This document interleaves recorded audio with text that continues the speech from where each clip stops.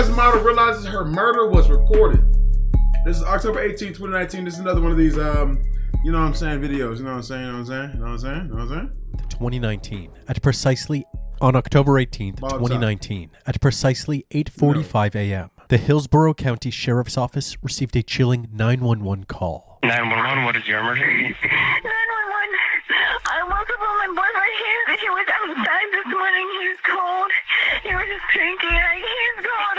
Damn. I found him outside. The kitchen's a bloody mess. He's not breathing. Why is the kitchen a bloody mess? Hello? What? I don't know. I need paramedics. All right, stay on the line. I'm going to connect you to fire rescue, okay? One, two, three, four. Hillsborough County Fire Rescue. What's the address of the emergency? And tell me what's wrong. He is non-responsive. First responders quickly arrived at the caller's. Don't tell me she killed this nigga and then called the police acting like it wasn't her. Please don't tell me that's what you did. Residence at I'm already seeing that's what she did, though. 9801 White Barn Way. Upon arrival, Hillsborough officers were met by 26-year-old Melissa Turner, who was covered in blood. She told first responders the blood was from administering CPR to the victim. She immediately led them to the back of the house where her fiancé, 25-year-old Matthew Trussler, was unresponsive and cold. He was lying face up by the swimming pool with multiple stab wounds and lacerations on his body. The medical unit arrived moments later, but sadly, Matthew was pronounced dead at the scene. Melissa watched as a sheet was laid over his body. Inside the home, there was a trail of blood drops that began in an office on the ground floor. Following the trail led the detectives right to the family room and then to the kitchen. The kitchen was an absolute bloodbath, with items knocked over and scattered all around the room, including a broken glass jar, multiple kitchen knives, and a switchblade. And you didn't hear none of this before you woke up? Blood trail then led to an open back window, continued into the backyard, and ended at Matthew's body. It was safe to say that a major struggle had taken place, and after bleeding out in the kitchen, Matthew used every ounce of life that he had left to escape through the window into the backyard, where he later succumbed to his injuries. All of the evidence was collected, which included a smartwatch that Matthew was still wearing, and a home security camera that was installed in the hallway of the house. As a thorough search of the So you had a security system in your house and you didn't dumb bitch. residence and surrounding area commenced, Melissa was brought into the Hillsborough County Sheriff's Office. Damn, why her God damn. Wild ass booty. Thick ass hips. Stand up real quick. I'm sorry. For an interview. How long have you been doing? 2.5 years. We're engaged. Throughout the interview, Melissa provides bits and pieces of information about her and Matthew's life. Melissa was bullied as a teenager for being overweight, but as she transitioned into young adulthood, she began taking her health and wellness seriously. This newfound lifestyle gave her the confidence to begin sharing photos of her body anonymously through her Tumblr named Two Thorned Rose. She eventually realized that she could supplement her income if she could somehow monetize what she was doing. So, she became a self-proclaimed cam girl. I am Two Thorned Rose. I'm an artist. I love fitness. This was only meant to be temporary, but she was quickly able to quit her 2 part-time retail jobs, and the new business became a You lost me.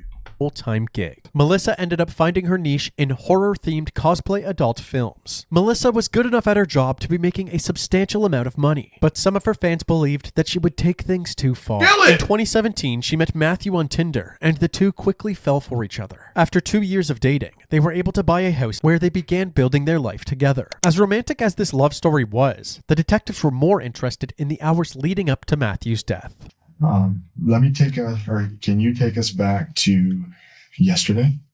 From the time you guys woke up and to kind of how we got here today. Yeah. This is what you say. The best that you can. That's all we're asking for. Melissa told the detectives that the day before started like any other. She woke up at around 4:30 a.m. and worked until about 8 a.m. Afterwards, she and Matthew walked their dog, and then Melissa exercised in their garage while Matthew cleaned up around the house. They visited a Home Depot and then a Publix grocery store to grab lunch, which Matthew cooked at home. After sending some emails and doing some Why are you going to Publix and not getting a chicken tender sub? This how I know these niggas ain't sane. more cleaning, they ate dinner, ended the night with a few drinks, and played some card games. That's what we would do on a night when we didn't have to get up and do anything the next morning. We had drinks. He always It's Publix like that. Nigga, Publix is the best sub place you can get a sub from. liked drinking. He was a drinker. Did he have would you say he had a drinking problem or no? He had a drinking problem. Okay. His mom will tell you the same thing. He will admit it himself. What about you? Me? No. Besides the alcohol last night, were there any drugs? No. We're not the drug police, so I'm just asking. No, he would never touch any of that. Because that was a deal breaker for me, and he knew that. He knew if he touched anything like that again, that he would lose me. Okay. The peak of Matthew's drug abuse was in 2015. He then decided to get his life back together and move in with his brother. By the time Matthew met Melissa in 2017, Matthew was still clean. That was my number one deal breaker with him. And I'm assuming... So, the drug police, he was not shy about it in his past when he was younger. He was into hard drugs. Okay. But it's been years since then because he knew that was my number one deal breaker. He touched it again. We were done. I didn't give a shit. That was it. What time did you go to bed last night? Like I said, we were having some drinks. But I remember getting really tired around 10, and I just wanted to go to bed. And 10:30-ish was when I remember, 10:30, 11 maybe, is when I remember going to curl up on the... See, this is already not how I know it's lying. You telling me you and your significant other, y'all are engaged, and y'all are drinking, and y'all ain't getting touchy-feely at all? You going to bed by yourself? I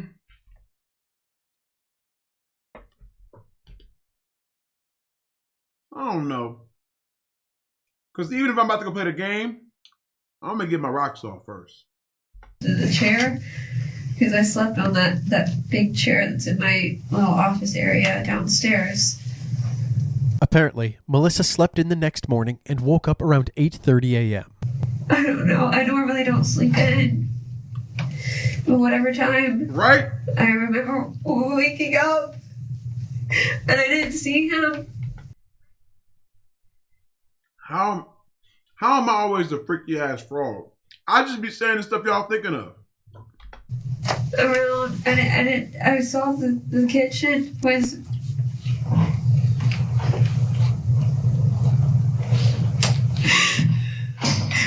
I didn't see him outside at first. It was cold. I pulled him to the ground. Brown turkey and rice. And pepper. I know this must be very difficult for you. It feels like a dream. Or did you hear anything? No. Last night? No. Like in the night? No. What do you think happened? Like, how do you not hear anything? I know dog eats. I mean, you understand just from our standpoint, obviously, we weren't there last night. If you could just take your best guess of what you thought could have happened. I don't know. Far from dry. The detectives asked Melissa if there was a chance that Matthew's death could have been an accident. He always told me he had a feeling he was going to die young. What the detectives didn't know yet was that back at the crime scene, a medical examiner had arrived to evaluate Matthew's body. He had a defensive wound on his right forearm, a large laceration to his chest, Damn. a small cut to the right shoulder, and a large stab wound on his back. It was clear that Matthew's death was no accident. Do you have any injuries on your person? No. Any scratches or cuts or anything? Yeah, I have a little cut. Hey! And that's from what? Yo, she's not even a smart one. I'm not sharing nothing with y'all, bro. Y'all said this is dog food eats. My shit is dry. It's unseasoned. Ashy. I ain't sharing shit with y'all. Niggas calling my meals. And when I sell this meal prep kit, y'all better buy it too. Or just gas it up and be like, oh my God, I lost 100 pounds off Dick's meal prep. You know what I'm saying? Even though you niggas took back from me big. I think it's from grabbing the glass. Wait. Do you know where? I remember it was a hard rock glass, I believe, in the kitchen. And I think I picked up a piece of it on the floor. Was there any fighting or arguing last night? Do you all have a history of any kind of fighting or arguing? Nothing. I mean, couples argue sometimes. We never really fought. We would argue. So there was no arguing last night? We were having a great time. The detectives decided that now would be a good time for a break so that Melissa's injuries could be photographed and bandaged. DNA and fingerprints were also collected. During this time, they touched base with the investigators who had processed the crime scene. They learned about Matthew's defensive wounds and the stab wound to his back, ruling out the theory that Matthew could have been responsible for his own death. But there was more. While investigators were canvassing the area surrounding the crime scene, they discovered that one of the neighbors had a Nest surveillance camera which could see just over Melissa and Matthew's fence into their backyard. While this camera angle wasn't ideal, the camera also recorded audio, and an intense altercation was captured between Melissa and Matthew around 4 to 4:30 a.m. that morning.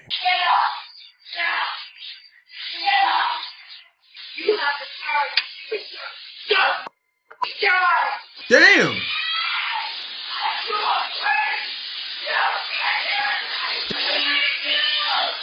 With this new piece of evidence uncovered, the second half of Melissa's interview quickly turned into a full-on interrogation. Oh, shit. Tell me about what happened around 4 o'clock this morning.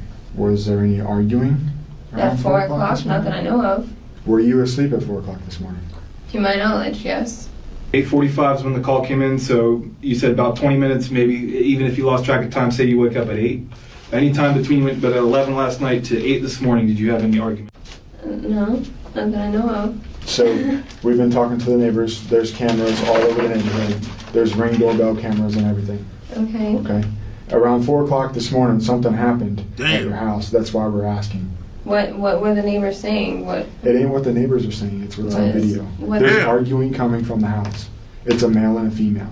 If it was at 4 in the morning, I will tell you right now, I did not stay up until 4 in the morning. Although Damn. she initially sticks to her guns, the detectives are persistent and her story quickly begins to change. The argument was him waking me up because he was a night person, as I've told you guys. Him staying up till 4 in the morning whenever he got drunk is not unheard of. I would say he woke me up. We got in an argument over that. Being up at 4 in the morning, drunk off your ass, wasn't doing anybody any good. And that was what the argument was about then. Okay, so just so I'm clear, you do have a memory of what happened, right? Yes. At 4 o'clock. Yes. Okay. Melissa chalks up the argument to her Damn. simply being upset about a drunk Matthew waking her up at 4 a.m. But considering the intensity of the argument captured on the surveillance camera, and of course Matthew's gruesome death, the detectives believe something much more explosive happened that Melissa was not divulging. So they continue pressuring Melissa to tell the truth. And Baby it's not long girl. before she shares a darker version of her story. Talking about it more now, thinking back on it, this is from me grabbing a knife out of his hand. I swear he'd never hit me, never laid a hand on me, even when drunk. I will not let his name go down like that. But I do remember pissing him off when I tried to get the knife out of his hand. What do you mean by that? I mean, when my neck isn't from me, and my jaw's sore, like I got hit. And I remember being thrown over the counter. He got pissed off, got a little. So now she's claiming self-defense. They're not going to believe this angle because you came in here lying. They're not going to believe a self-defense angle. More aggressive with what he was doing. Okay, and how did you react? No. I was scared at first. I'm not trying to be dumb about this. I'm a lawyer. All right. I'm going to go ahead and conclude the interview at 14:06 hours. As soon as Melissa asks for a lawyer, the detectives conclude the interview. As Melissa sits alone in the interrogation room, she becomes paranoid and begins to panic. This can't be my life. Yep.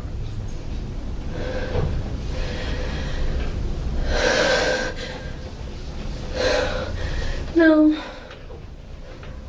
What is happening? She put a claim insanity. Could you at least come in here and keep me company? I feel like I'm gonna fall apart. I can see you. Did I just get left in here now? Going to freeze me out? Can we please turn the AC off in here? Oh God, it's so cold. Am I not allowed a blanket or anything? No. You killed somebody. We were going to Walmart today. What? We were going to get Halloween decorations. She finna plead insanity.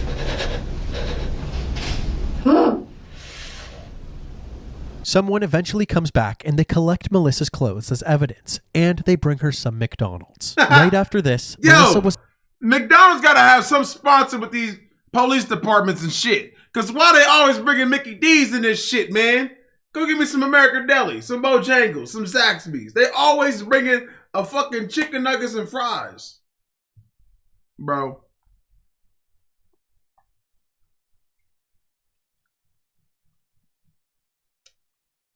If you suspect your significant other is cheating, give them some McDonald's. It got some truth serum in it. Was arrested and charged with the second-degree murder of Matthew Trussler. In subsequent interviews with Matthew's family, they strongly denied the allegations made by Melissa regarding Matthew's mental health. The only negative thing they had to say was that Matthew had gradually grown distant from the family, which they believe was due to Melissa intentionally manipulating and isolating him. Thanks to Melissa's lucrative career, she was easily able to pay her bond. She then participated in a media interview professing her innocence and sharing her story. We ended up struggling back and forth for the knife. I got my hand sliced open. He had pushed me into the countertop. I had marks on my stomach from it. And then turned me around and he had his hands around my throat. Losing him, losing his family that I loved as my family.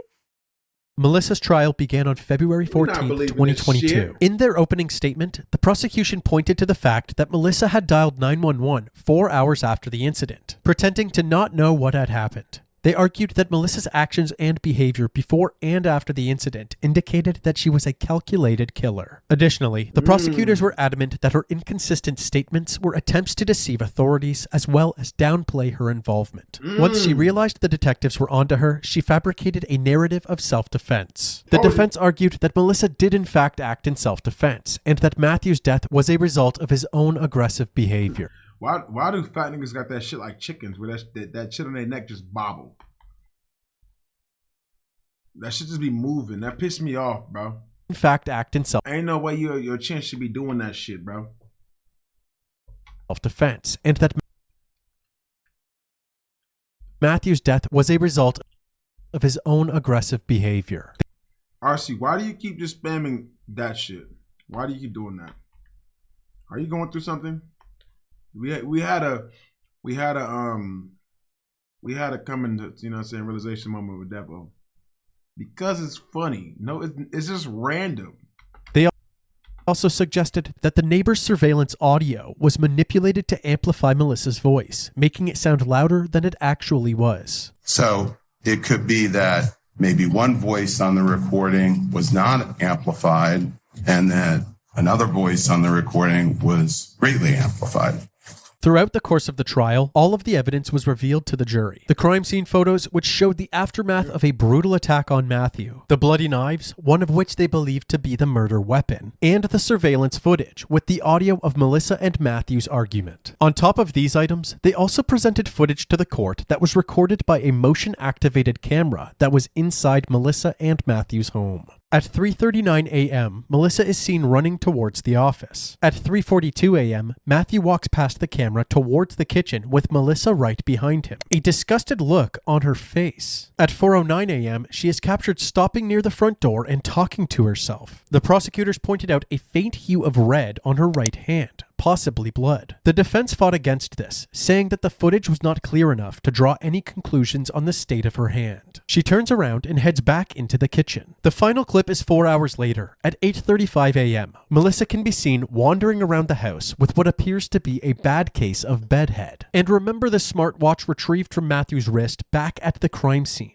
Investigators analyzed the data from that watch, and it revealed that his heart stopped at 4:31 a.m., further solidifying the timeline of the crime. When it was the defense's turn to call witnesses, they made the bold decision to call Melissa herself to the stand. There were times where he would push me and punch the walls beside my head. He would stare off at some corners, and he would tell me that there's a demon standing right there.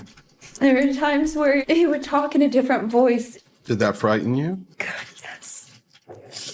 I was terrified. She tearfully recounted her version of events. According to Melissa, Matthew became violent during an argument. He choked her, threw her across a counter, and proceeded to grab a knife. Apparently, a head injury along with alcohol caused Melissa to black out at one point, but she still remembers when Matthew put down the knife to start strangling her again. In self-defense, she grabbed the knife off the counter and stabbed him in the back. Nearing the end of her testimony, her defense thought it was crucial to address the elephant in the room, Melissa lying to the detectives and changing her story during her interrogation. In your first interview, you didn't go into these details with the detective. Why is that?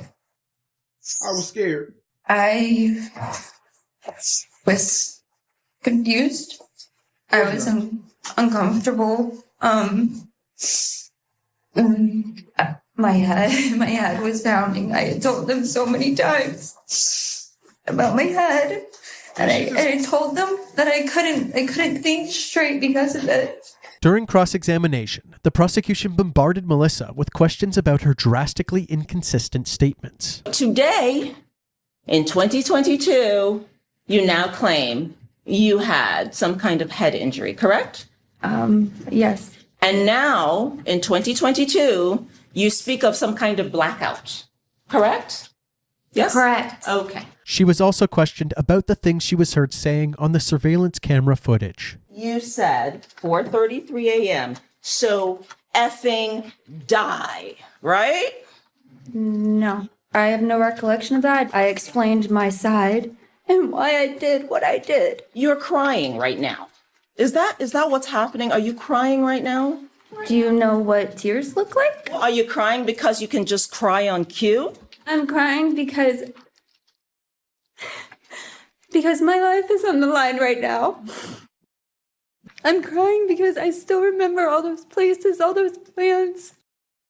The defense also called the medical examiner to the stand. They stated that in their report, Matthew's blood alcohol level was so high at the time of his death that it was nearly 5 times the legal limit to drive in Florida. Although he wasn't driving anywhere, they suggested that this high level of intoxication, along with his mental health issues, caused Matthew to become erratic, unpredictable, and potentially dangerous. On February 18th, 2022, after 5 days of testimony, Melissa Turner's murder trial wrapped up.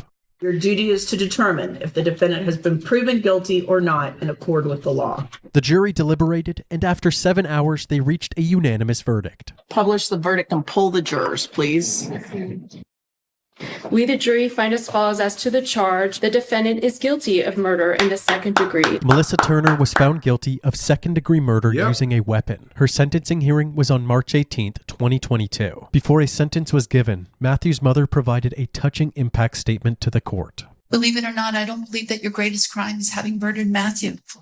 But actually, it's what you've done to his memory in the aftermath of his death in order to preserve your own life. The story that you have contrived has caused me as much pain as his death. If Matthew's drinking was escalating and he was depressed, it was because of a lifestyle that you involved him in. It was not consistent with who he was and with the way that he was raised. If anyone was a victim of domestic violence, abuse, and manipulation, sadly, it was Matthew. Melissa's mother also spoke to the court. She defended her daughter, stating that Melissa was a good person who always tried to avoid conflict.